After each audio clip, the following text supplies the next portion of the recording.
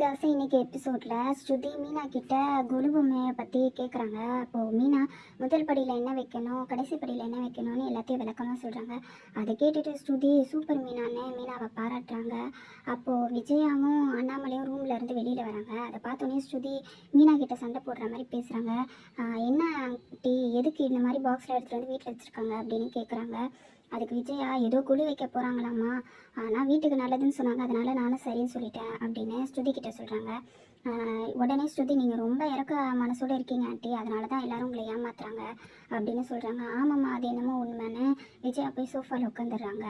முத்து பொம்மையெல்லாம் எடுத்து அண்ணாமலை கிட்ட காட்டிகிட்டு இருக்காரு. அப்போது முத்து கையில் இருக்க ஒரு பொம்மையை பார்த்துட்டு மீனா வாங்கிடுறாங்க. வாங்கி அதையும் முத்து பார்க்குறாங்க. அப்போ முத்து கேட்குறாரு, ஏன் இதை இப்படி பார்க்குறேன்னு சொல்லிட்டு. இதான் ஸ்ரீரங்க ரசம் அப்படின்னு சொல்கிறாங்க. அன்னது அப்படின்னு முத்து கேட்குறாரு. இது பரதநாட்டியமா, இந்த மாதிரி தான் அத்தையோட கிளாஸில் ஒரு பொண்ணு பையனும் நின்றுட்டு இருந்தாங்க அப்படின்னு சொல்கிறாங்க. உடனே முத்து அதை வாங்கி பார்க்குறாரு. ஒரு பொண்ணு பையனும் இந்த மாதிரியா நின்றுட்டு இருந்தாங்க அப்படின்னு கேட்குறாங்க. ஆமான்னு சொன்னதும் என்ன இது இந்த மாதிரி நின்றுருக்காங்கன்னு சொல்கிறேன்னு முத்துவும் யோசிக்கிறாரு. அப்போ மீனா சொல்கிறாங்க, இது பரதநாட்டிய போஸாம், அத்தை சொல்லி கொடுத்தாங்களாம். இது தெரியாமல் நான் அந்த பசங்களை வேற திட்டேன்.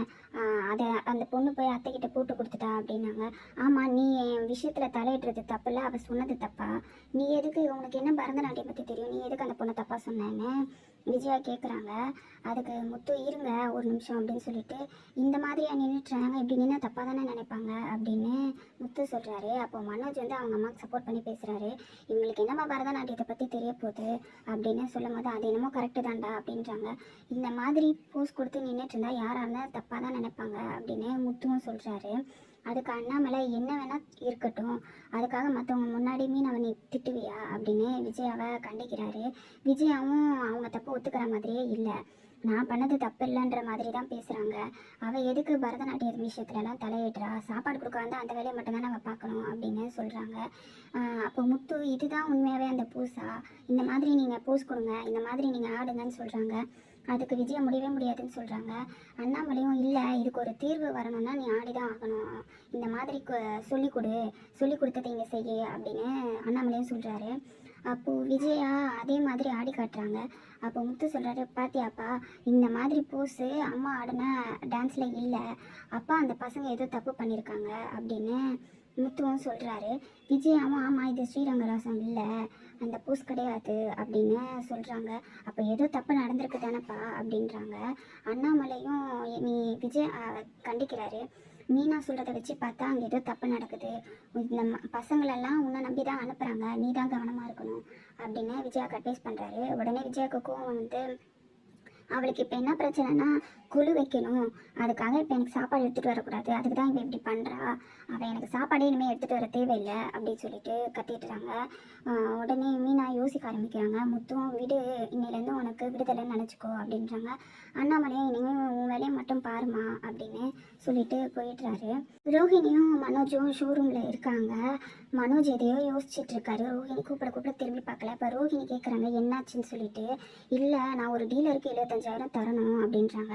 அதை தர வேண்டியது தானே அப்படின்னு ரோஹிணி கேட்குறாங்க. எங்கே, நீ உன் துபாய் ஃப்ரெண்டுக்கு 1,00,000 ரூபாய் வட்டிக்கு வாங்கிட்ட, வித்யாவும் அவங்க அம்மாவுக்கு ஆப்ரேஷன் சொல்லிட்டு போயிட்டா, அவங்க அம்மா எப்படி இருக்காங்க அப்படின்னு ரோஹிணியை கேட்குறாரு. ரோஹிணி எழுதிட்டுருக்க இன்ட்ரெஸ்ட்டில், ஏன் வித்யா அம்மாவுக்கு என்னாச்சு அப்படின்னு கேட்குறாங்க. என்ன, நீ தானே சொன்ன ஆப்ரேஷன் பண்ணணும், காசு வேணும்னு சொல்லிட்டேன் அப்படின்னாங்க. ஆமாம் மனோஜ், அவங்களுக்கு இப்போ சரியாயிடுச்சு, அந்த புண்ணியெல்லாம் உனக்கு தான் வரும், உன்னால தான் அவங்கள காப்பாற்ற முடிஞ்சுது அப்படின்னு ரோஹிணி சொல்கிறாங்க. நான் என்னமோ எல்லாருக்கும் நல்லதை தான் பண்ணுறேன், ஆனால் எனக்கு தான் நல்லது நடக்க மாட்டேங்குது, காசு இல்லை அப்படின்னு சொல்லிட்டு புலம்புறாரு. அதுக்கு ரோஹிணி, கவலைப்படாத மனோஜ், பெரிய டீலாக வரும் அப்படின்னு சொல்கிறாங்க. அவங்க சொல்லிட்டு இருக்கும் போதே ஒருத்தர் ஃப்ரிட்ஜு, ஏசி, வாஷிங் மிஷின் எல்லாமே பார்க்குறாரு. அவரை பார்த்தோன்னே மனோஜ், ஆமாம் இவர் பெரிய ஆளாக இருப்பார் போல் அப்படின்னு சொல்லிட்டு போகிறாரு. நீ சொன்னது கரெக்டு தான் ரோஹிணி அப்படின்னதும் ரோஹிணியும் சொல்கிறாங்க, நான் சொன்னல உனக்கு நல்ல நேரம் ஸ்டார்ட் ஆகிடுச்சின்னு அப்படின்னு சொன்னதும் போய் எல்லாமே பார்க்குறாங்க. அவர் கிட்டத்தட்ட 10,00,000 ரூபாய்க்கு பில்லு போடுறாரு.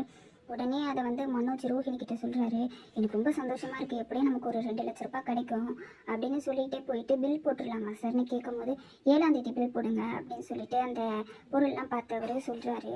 ஏன் சார் 7ஆம் தேதி சொல்கிறீங்க, அன்றைக்கி தான் நல்ல நல்லான்னு கேட்டால், இல்லை என்னோடய மச்சான் கேரளாவில் இருக்கார், அப்போ தான் லாட்ரி சீட்டு விழும், நான் ஃபர்னிச்சர் இந்த கணக்கெல்லாம் போய் ஏற்கனவே சொல்லிட்டேன், நான் கொச்சினில் ஒரு ஃப்ளாட் வாங்க போகிறேன், அதனால அங்கே வந்து நீங்கள் அதை டெலிவரி பண்ண வேண்டியதாக இருக்கும் அப்படின்னு மனோஜ் கிட்ட சொல்கிறாரு.